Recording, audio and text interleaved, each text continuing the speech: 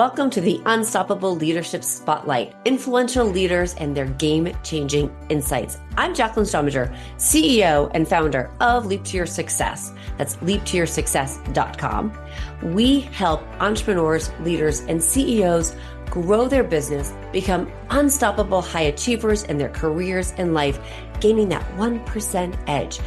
We believe every professional has the power within them to leap to their greatest success that not only will impact their life, but the lives of the people they touch. So stick around to the end of the show and we will share with you how you can be our next guest. So stick around for those 15 to 20 minutes and let's be unstoppable.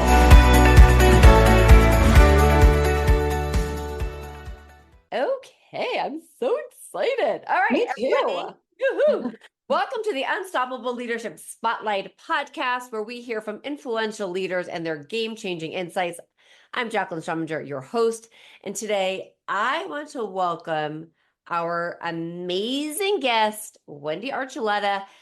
Holy crap. Let me just tell you, ladies and gentlemen, she is one hot ticket. When I talk about leading a team and the growth that she has, vision, passion, performance, she has had a great career, but I just want you guys to meet this amazing woman who, again, is leading an amazing team. She's been at Remax. She's at Remax Professionals now. She has been at Sotheby's. But Wendi, share a little bit of your background and tell so people can hear your greatness. And welcome I'm not to the even show. sure where to go at this point. Oh my gosh, that was like super awesome.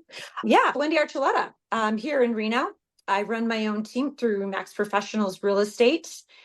And we do mostly luxury within the Reno area, a little bit up at Lake Tahoe as well. I've been in real estate nearly 12 years. I just started a team, oh my gosh, not even 6 months ago, and it's been game changing. So when I was with Sotheby's, I was an independent luxury agent. And that was great too, but my daughter's coming aboard next year when she graduates from college. So I wanted to make sure that she was getting great splits and I was able to help her along the way as a team member, not just an independent agent, which is really difficult to break into real estate independently, especially in luxury. So it's a no-brainer. You really don't go into luxury right away. So I worked my bootay off for that. Yeah. And another thing is the Archuletas are 5 generations Reno. If you're from here, you know an Archuleta, because I get that all the time. Oh my gosh, are you related to? Are you related to? And then, yep, that's an uncle. Oh, that's the father. Oh, that's this. Oh, and I love connections. A huge premise of my business is being able to connect my clients, obviously, to real estate, but also the community. So driving that community feel when you're coming into the area as a newbie is super important. And I value that very much about this profession. That's connections and networking is so important. And you exude that so much. What was a defining moment for you in your journey about leadership and your leadership philosophy? Oh, wow. I was born into my dad's military, I should say. And boy, that work ethic is a strong one. And there's no give. There was never a moment where dad just said, oh, you know what, live your best life and don't worry about the rules. I was consistently held accountable from a very young age 5. He came into my life, so does my stepdad, but lo and behold, it's my dad. And by age 8, I was flipping houses with him. And I'll tell you what, at age 8, I was digging trenches. I would put in sprinkler systems. I was planting trees. I was building fences. I was ripping out carpet. Because I was a girl and because I was 8 years old, there were no boundaries. So that taught me really what I was capable of doing in all aspects. Going into real estate was a no-brainer because we bought a new flip property every year to 2 years. And we actually lived in these things. Seriously, sometimes it was like, wow, okay, we're going to live here for a year, 2 years until we flip it. I know the ins and outs of the real estate. My dad kept me involved in everything. And then the leadership part of it was watching how my dad ran our family businesses. He owned furniture businesses, moving businesses, delivery things. And so we were always a part of that. We were never allowed to just stay home on a Saturday and relax. So leadership for me comes naturally. I prefer to be in a leadership role because I've worked for other people and made them a ton of money. And the gratitude is really not appreciated So when I step into a leadership role, I believe that energy starts from the top. So if I'm leading, I'm also giving, I'm also mentoring, and I'm finding the strengths and weaknesses of each team member because everybody has something to offer. But I was also taught the philosophy, slow to hire, quick to fire. So everybody, we go through several interviews to figure it out. And building my team has been a lot slower than I thought because my work ethic will only allow me to bring on similar minded individuals. And that's hard. I'm going really slow. So I just brought on someone new and she's killing it already. Decided to go into the leadership role with the team because not only my daughters, I mentioned before, my assistant that's been with me for 7 years also got her real estate license off ice, and now she's by my side, and we're doing this together, and it's just such an awesome feeling to be able to mentor her and see a different side of her than just doing my transactions or flyers or anything like that she did from behind the desk. So it's a natural aspiring role for me, I feel. So you said a bunch of things that I just think are absolutely phenomenal. A couple of things, and I just want to, for those listening, I really want you to understand a couple of things.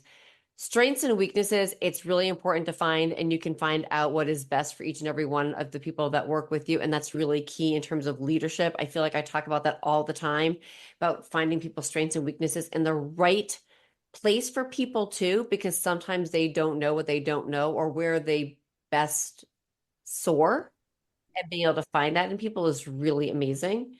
So that's really, that's a great skill and a gift that you can give to the people that are on your team. But you also mentioned something that about gratitude. And I kind of want to stay here for a second on the gratitude part because I I have worked with a lot of different people and some of my own clients when they've come to me about new leadership roles or finding the right next thing and helping them level up. One of the biggest things has always been a lack of gratitude. So on that front, you said that was something obviously that's really important to you and you've seen that. And I'm curious, when you were at the other real estate establishments that you've been at, how did you feel that gratitude played a role or didn't? I can feel gratitude. And you almost want to be an inspiration to others as much as you want people to inspire you. It's always a learning process. And when I'm not growing because there's not enough gratitude surrounding me from other people, I know that I'm just not amongst the people that settle me soulfully and professionally. So I'm not the kind of person that's afraid of change, and I'm out. I don't need anybody to clap their hands for me. I don't need a party, but recognition of hard work and accountability should be greatly appreciated. And I make sure that everyone in my life feels that when they're around me. And that's just how I want to lead and have people feel when they're basically looking to me for direction. And I think, accountability, the recognition, it's so important. And I think it's something that's so often missed, Mhm. right? It's so often missed. So thinking back then also to the strengths and weaknesses, what Mhm. things do you do that help you or tips that if there's a leader that's listening to this and they're building a team, like what are some of the things that you do to help find and define your team members' strengths and weaknesses? Oh gosh, I think it's a natural exposure to people's strengths and weaknesses. And sometimes you can look at somebody on your team and think you can change that. Right now, maybe they're a little shy. It's a little difficult to make a lead call. Something that comes naturally to you and I, knowing you and I could jump into anything and we're part of it like we've been part of it since the beginning. It's Right. just a natural thing that you and I really have. And some people just are a little more insecure about that. And you can see somebody if they're teachable or not. And those are the people that I want surrounding me because they're coming to me and trusting me as their team lead to guide them, mentor them, and shape them into the type of agent that they look up to me as being. You have to have that teachable personality. You have to have somebody that's willing to be a little bit uncomfortable in order to gain strength, because that's where strength comes from, is discomfort. Yep. People always say you stay in your comfort level. No, you stay in your discomfort level because you're happier being uncomfortable than trying to move up while you're uncomfortable. I don't have a comfort level. I don't know what stop means. I don't know what let's do that tomorrow means. I don't know that I'll call that client later means, because my job is to do all of those things. And those are what are the greatest expectations of my clients. Period. So when you're finding those traits, I think that is so true. Like we don't, obviously you and I are so We're wired very yeah, we are similarly. wired, right. And so Yeah. yeah, that stop thing, and sometimes it's hard, right? Because we don't have that necessarily, ooh, I want to stop. Like last night, I met some people and I was sending out emails at 9 o'clock at night because I right. Yes. I was up at 5. I get it. Right. Yes. Yeah. But here's the question I want to ask. What questions do you ask your people to see if they're teachable? I'm such an energy person. I believe that people will tell you what you want to hear when they want to be placed in a particular situation. People are the best interpretation of themselves initially. And as you grow and you expect their growth to follow yours and they become a different person, that's actually who they were to begin with. So I don't necessarily want to hear what you're capable of. I'll give you every opportunity to show whether you're shaking in your boots or not, if you are the right person for the job. Like I said, slow to hire. My assistant, she does really well behind the desk.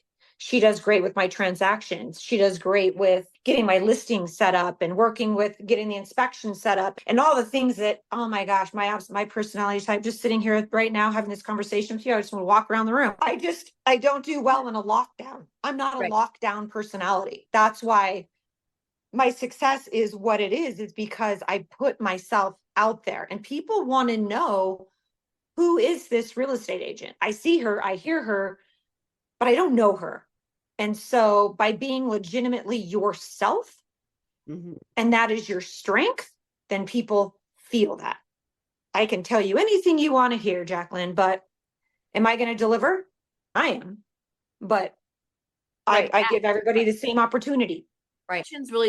Actions really speak loud, and giving people the opportunity to either step up and then have those conversations with them to Yeah. say, and I think one of the biggest things about leadership, and this is something that I think that you've done very well, is to have those hard conversations to say to somebody, Susie, Billy, whomever, whatever, it seems like, what's happening here, to ask the question, what stopped you from doing X, Y, or Z? And then really helping to bring out where they are meant to be by having those hard conversations. Yes. So you're when I have those conversations with people, my team members, I never come from a hard place. Like, wow, you are like, what is wrong with you? You're terrible with those leads. We worked on this. Why do you still sound like that? Oh my gosh, just those words coming out of my mouth. That's not me. That's not how I would say that.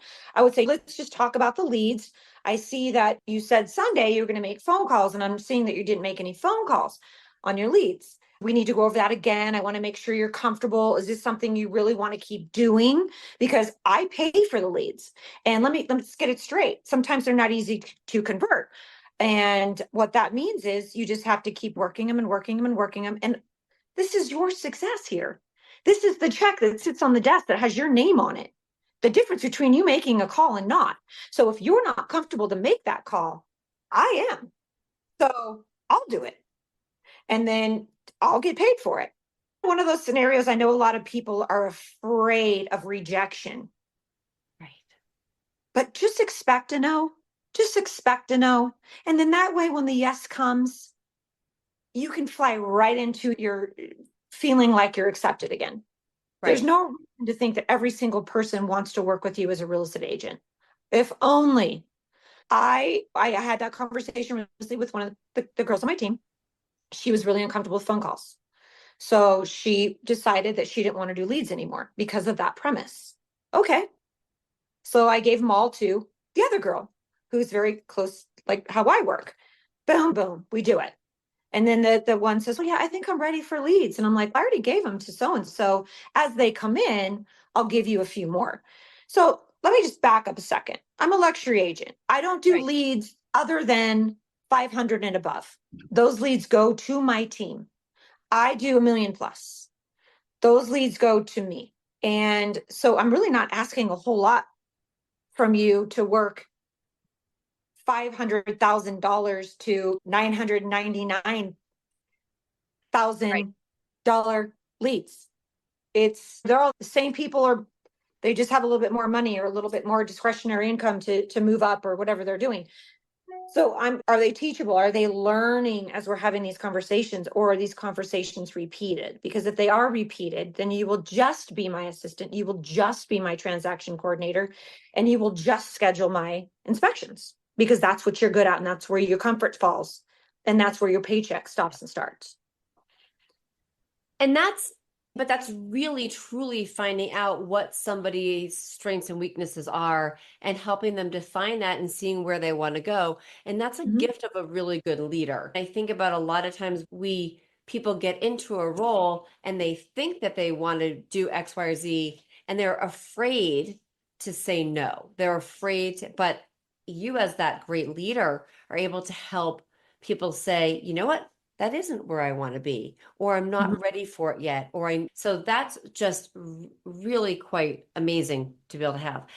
So thinking about growing other leaders, how much do you think, and what role does emotional intelligence, a little bit about what we're talking about, a little bit about play in the leadership, and how do you think it influences your teams? And I was taught that your emotion side stays at home when you go to work. So your boyfriend broke up with you. I can't come in today. I'm so sad. That doesn't work. Show up and glow up, period. That's what I always tell my team. I don't need to know about your boyfriend breaking up with you. I don't need to know that you got in a fight with your best friend. I don't care if you drank too much last night.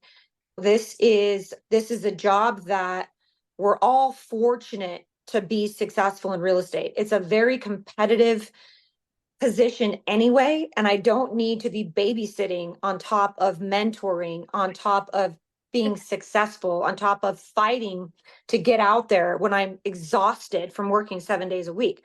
I don't need to babysit you too. So emotional intelligence and the level in which people sacrifice their own soul, because that's true. You are in absolute control of what you allow in your life.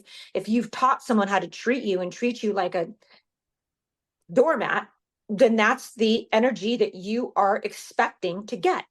I don't allow that energy. My work is first. Obviously, my family is way above that. But then it's my work because that's how I take care of my kids. And even though they're grown, but we all never stop. And that's how I take care of my dogs. And that's how I travel. And that's how I have more money for marketing and things like that. Emotional intelligence is a huge part of being a professional. Yeah. The way you just said that it's beautiful because it's really true. I've said to people, leave your baggage when you're networking, wherever you're going, leave your baggage at the door. Don't bring it with you. And there is no place for that in the workplace. I always love to say, remember that what you bring in is also going to have a reflection on how well you rise up. If you are always talking about the whatever came from home Drama. No. what are you going to get known as in the workplace, and how do you Well, no one's going to want to be around you because I provide a very upbeat, positive approach. And don't get me wrong, I have bad days, but I still walk in and it starts with my front desk. Hey, girls, happy Monday. They don't know what I went through, and I'm not going to go up there and tell them and have a poor me moment because, in the grand scheme of things, they're not there to listen to me, and I'm not here to tell them my life. That's what our friends are for. exactly? Yeah. So when you think about, so this may be a little bit more philosophical question, but when you think about the legacy you want to leave as a leader, how do you ensure that you're creating that legacy on a daily basis? And what is that legacy that you want to leave? Besides real estate, I'm a writer. So I do write about the journeys that we take in this life and how each and every step that we take is a lesson.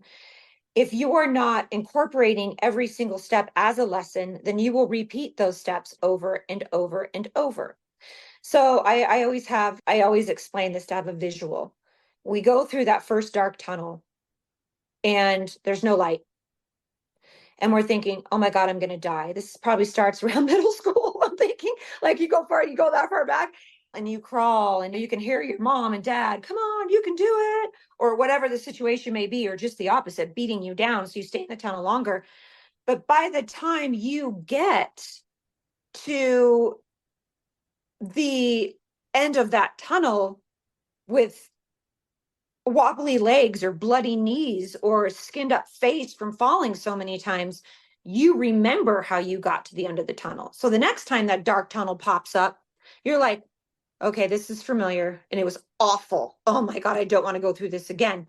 So hopefully your brain is going back and you're reliving that journey in your first dark tunnel. Repeat. So a dark tunnel comes, I'm 53. I look at the dark tunnel deep in the eyes and I'm going in and I don't have a choice. But this time, I know there's light at the end. I know there's warmth at the end. And I get there faster and stronger because I believe in my lessons. I believe in my work. And I believe that I've been present in my life to get me to that light quicker. And I talk to my team about that. I talk to my readers about that. The things that happen to you, you allow. 100% you allow. And stuff can go wrong.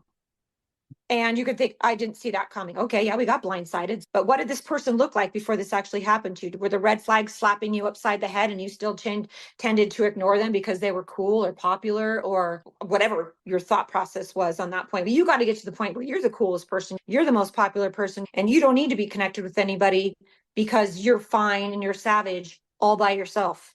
You have to influence yourself of your own personal thoughts. No one else can do that for you. So I have those tools that I help mentor my team with. It's personal growth and it's professional growth. And they come hand in hand. Because like I said, the energy comes from the top. So it's the way I look at it. It's great. And I think I always say this 1,001 times, your vibe attracts your tribe. Mm-hmm. And it is so important. It's all around. Like you could be like the smile that you put on, the energy that you're putting out, and it really does it. Not only does it attract the people that you work with, it attracts your clients, it attracts the right people. And I think that is something that I think is very important as a leader to know that your vibe attracts your tribe. And it's okay to have somebody that comes into your life that you realize they're not meant to be your customer, your client, your employee. And if we can also be thinking from the standpoint of abundance, it's okay to say, hey, you know what? I think that person is not right for our team, but you'd be better on team Y. Absolutely. It's never a no. It's just always like you have to move things around a little bit. I feel like I'm in a good place with my team. There's been a little bit of struggle initially, just getting people to be in a role that they're uncomfortable being in. But I'm here to mentor. I'm not going to leave you. I'm not going to be like, yeah, go show a $3 million house. And they have no idea. That's also a reflection of my name's on the door. So Right. when I show up and I'm ready to rock, then that shows that my team behind me is a trusted advocate of the Archuleta group. So I want to mentor that as much as I can, that we're all in this together. So I want to tell a story really quick. I was in a past brokerage and the broker and I just killed it in the luxury market. So we came out with our awards. He got the diamond. I got the platinum. I was like 10,000 under him that year. Believe it or not, it was crazy. And then nobody else got gold and everybody else in the brokerage was silver. And so they're like, Wendi, we want you to do a talk to next time we have a meeting of like how to be a luxury agent. And I said, absolutely not. Like, why not? I said, because this isn't my team. I'm not the broker. I'm an independent agent. And why am I going to give you my secrets? So we had our next meeting and my broker's assistant called me. Wendi, will you please just give us 3 points on how to be a luxury agent? We all want to know and just give us 5 minutes and 3 points. And I said, well, I'll give you 1 point. And they're like, okay, meet us in the middle at 2. I said, okay, 2. Everybody pick up your phone. Yep. Okay. Answer your phone. Answer your phone. I don't go to the bathroom without my phone, Jaclyn. I'm going to tell you right now, I don't. If you call me, you won't know, but I may be doing other things. Number two, you come to the meeting. All right. I said, everybody stand up. Everybody stands up. Oh, they're all having fun. And I said, what are you wearing? Oh, you've got your workout gear on. Your hair's still wet from this morning. You haven't put your makeup on because you had to make it on time to a 10 o'clock meeting. If 10 o'clock is the beginning of your day, you need to reestablish your boundaries here of what you want out of your real estate career. I said, if that phone rang and somebody wanted to see a $3 million house, who in this room could go show it? Me. My hair's done. My makeup's done. I'm dressed to impress and I'm ready to rock. The rest of you are going to have to run home. So what does that do? You've got a client outside of a luxury listing staring at a sign with your number on it. And I'm going to go show it. Who wins? I do. I win. It's that simple. What do you want? Then put yourself in a situation to not only honor yourself, but the profession in which you're invested in. It's simply that simple. And it is so important. And this is why you and I get along so well, because I think I have probably said 1,001 times, like, you've got 15 seconds to make a first impression. And I hate to say that, but you really do. And Yeah. not that we could go into the whole judgment and blah, all that stuff. But in actuality, you've got 15 seconds to make that first impression. And do you show up as the person that you are at the moment, or the person that you want to be, or the level you want to be? And the answer is you show up to the level where you want to be. Yes. And you always dress up. You're always, and I hate to say that, you are never going to find the CEO of a major company walking in on stage wearing her activewear. I'm sorry, you are just not going to. Or no, man. and her hair's not wet and her makeup's on. Yes, ma'am. It is that simple. And let's just rethink this. You don't have to be in Gucci and Louis Vuitton. Okay. I just happen to wear this shirt today. Let's just be honest. Just, are there holes in your jeans? No, those are a no. No, those are a no. Are you in a sweatshirt? Are your nails clean? Simplicity. You can shop at Walmart.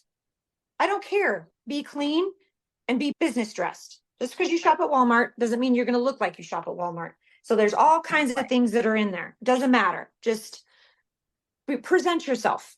Right. Be that person. So we've talked a lot about things. What aspects of leadership are you working on right now?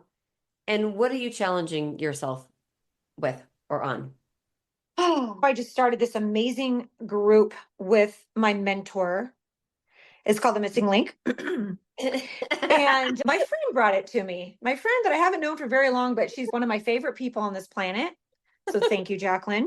You're welcome. And I'm part of the Missing Link Network. Yes. And I went to my first meeting with other people and I really loved the premise of the meeting.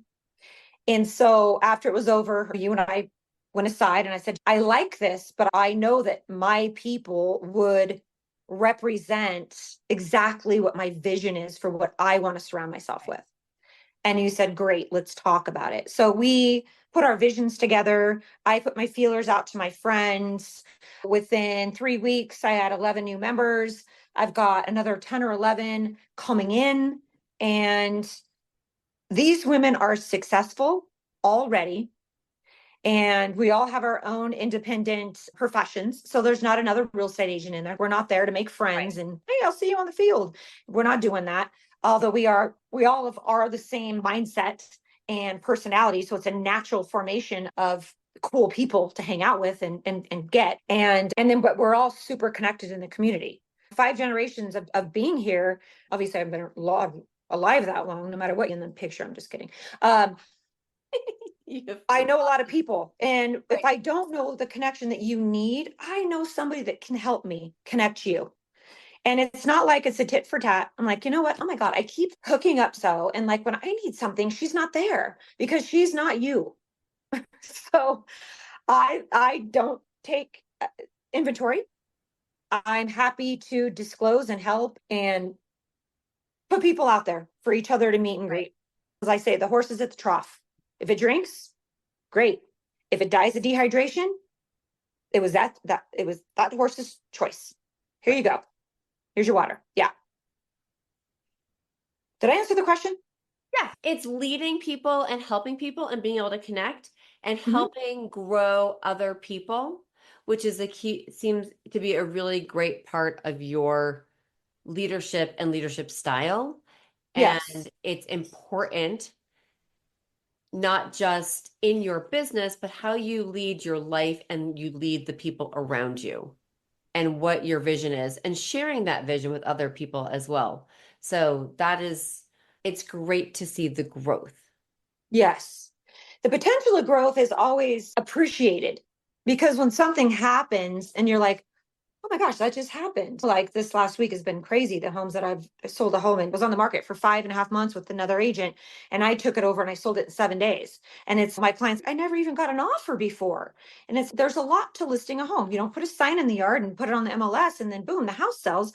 I'm going to be honest, I spent 14 and a half hours cutting branches, weeding this property, having the pool guys over there to take care of the pool. I semi-staged it with things from my own home. I brought in my own patio furniture.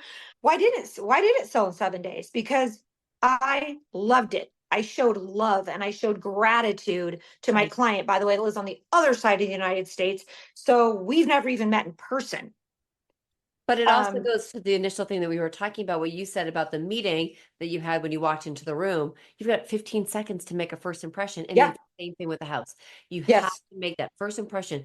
What are you going to do to make somebody walk in and be like, and see the potential that they yes, say, oh my God. So you've got that 15 seconds to walk in. And it starts when you walk up to the front of the house. it does. Right? If there's weeds everywhere and the trees growing over the path and you have to scrunch down to try to get to the front door, is that a good time? Because it's not for me. Have you seen this hair? I'm going to walk out with leaves and branches, not even know it. It's going to be something out of a movie. What's in your hair? Okay, something about Mary going on over here. I can't do that to anyone else. I have to make sure that you can walk up to the front door because, like Right. you said, pulled into the driveway and oh my gosh, how cute! I love how the tree curves around the entryway. You're Right. welcome because Right. it didn't look like that 2 days ago. All pride aside, I did it myself. Right. Yeah. Which is putting in that little bit of extra effort Mhm. to make something sing, not just with your customers, but with your team.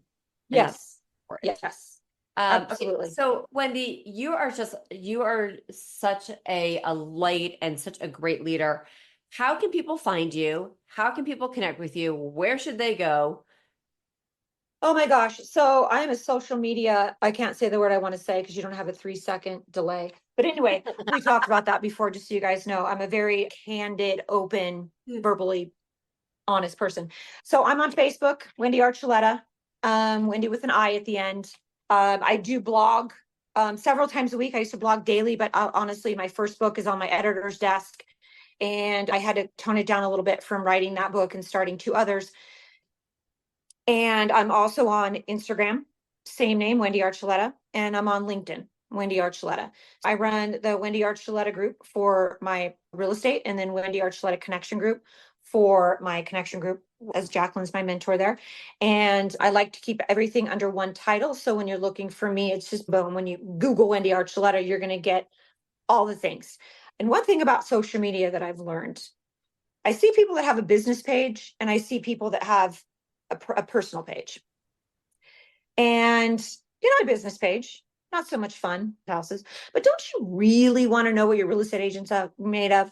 You go on their personal page and it's Vegas style. Can I say that? Because that's not me, guys. I want you to know. So the only thing you're going to find on my page is inspirational things, my blogs, Yep. my English mastiffs, which are the loves of my life, my kids, my friends, and 100% my business. I call it real estate, dogs, and blogs. That's what I live for. That's who I am. And that's how I communicate. And I feel that let people see how you shine from the inside out. Don't paint a picture of yourself as a professional and only a professional, because there's no way on this earth that's all you do. You have a person inside of you that lives a life, and people want to see that. They want to connect with you. That's what social media is. So entertain it. Right. That's how my success started growing, literally, when I combined the two.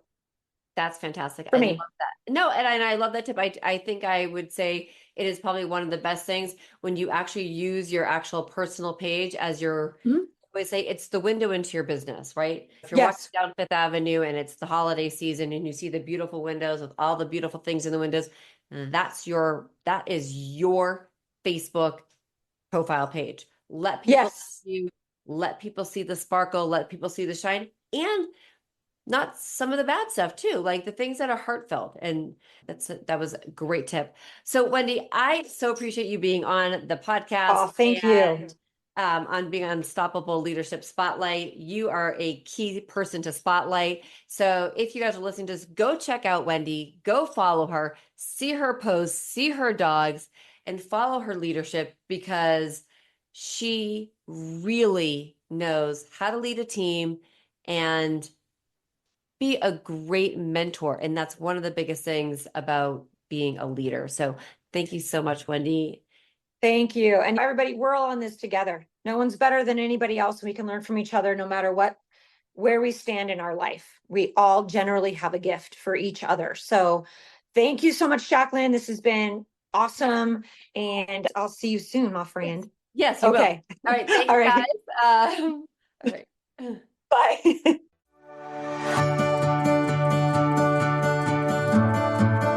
I'm Jaclyn Strominger, and I want to thank you so much for listening to the Unstoppable Leadership Spotlight, Influential Leaders and Their Game-Changing Insights podcast. If you are a successful CEO, entrepreneur, or leader in your industry, and you have insights you would like to share, we want you to be a guest on this program. So please visit go.leaptoyoursuccess.com/podcast. And if you have gotten something out of this interview and you'd like to share the episode on social media, just go ahead and take a screenshot with your phone and text it to a friend or post it on socials. If you know somebody who would be a great guest, please tag them on social media and let them know about the show and include the hashtag Unstoppable Leadership Spotlight. I love seeing your posts and your guest suggestions. So we regularly are putting out new episodes and content. So please make sure you don't miss any episodes and go ahead and hit subscribe.